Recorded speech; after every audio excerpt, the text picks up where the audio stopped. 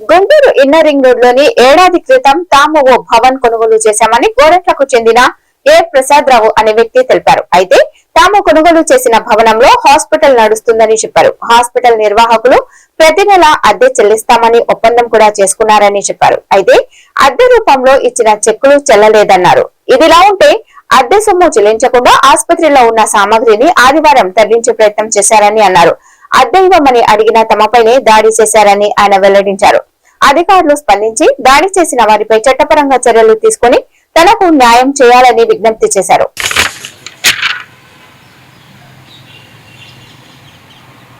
ఇప్పుడు రెంట్ రూపాయలు మీకు ఎంత రావాలండి? మొత్తం సంవత్సరం రావాలి. నెలకి ఎంత, మొత్తం ఎంత రావాలి? కొన్నాళ్ళేమో మనకి వచ్చేసి ఫస్ట్ 1,32,000 అన్నారండి. తర్వాత మనం 11 నెలల నుంచి రాసుకున్న కాడి నుంచి 1,50,000 అడిగిస్తా ఉన్నారు.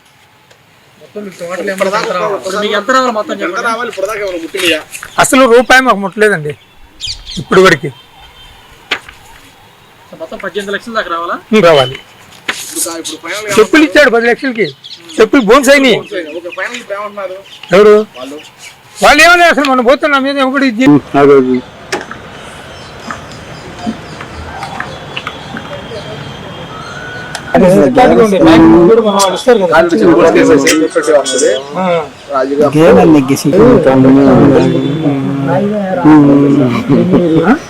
మేము అవుటర్ రింగ్ రోడ్ లో బిల్డింగ్ కొనుక్కొని మేము రిజిస్టర్ కూడా మాకు అయింది. డాక్యుమెంట్ కూడా ఉండే డాక్యుమెంట్.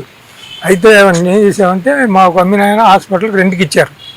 రెంట్కి ఇస్తే మేము కూడా ఏం చేసామంటే రెంట్కి ఆయనకి ఇచ్చి ఉండారు కదా, మీరు కూడా ఇచ్చేసి మాట్లాడి ఇచ్చేసి అని చెప్పి ఆయన పిలిపించి మాట్లాడారు. మాట్లాడిన తర్వాత మాకు మేము రిజిస్టర్ చేయించుకున్నాం కానీ మాకు రెంట్ ఇవ్వట్లా. మెయిన్ ఇవ్వబోయింది కాకుండా తర్వాత అదిగో ఇదిగో అని చెప్పేసి మాకు 3 చెక్కులు ఇచ్చారు. ఆ చెక్కులు 3 కూడా రిటర్న్స్ అయ్యింది. 3 సార్లు బ్యాంకులు వేసా. ఆయన చెప్పేస్తే మీరు వేసుకుని అంటాడు, రిటర్న్స్ అవుతున్నాయి. 4-5 సార్లు వేసాం. వేసిన తర్వాత తీరా నేను పోయి అడిగితే మనం ఇట్లా జరుగుతుందని చెప్పేసి అని దీంట్లో పెట్టాం. సోమవారం గ్రీన్స్లో పెడితే ఎస్పీ గారికి చేసి ఎస్పీ గారికి ఇచ్చేస్తే ఎస్పీ గారు నల్లబడి పోస్ట్ రాశారు. రాసి ఇచ్చేసిన తర్వాత మేము బయటకు వచ్చి ఒక రాజీపత్రం రాసుకున్నాం.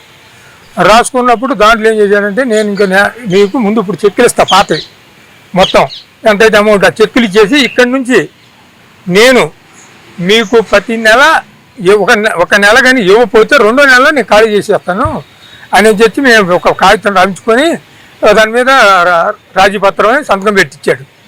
ఇప్పుడు మళ్ళీ నేను పోతే నువ్వు ఎవరు అసలు రావడానికి నీకేం సంబంధం రా, నువ్వు వ్యక్తి సంపు దింగుతాను నేను అది ఇదని నన్ను బెదిరించి భయముదలు గురి చేస్తున్నాడు.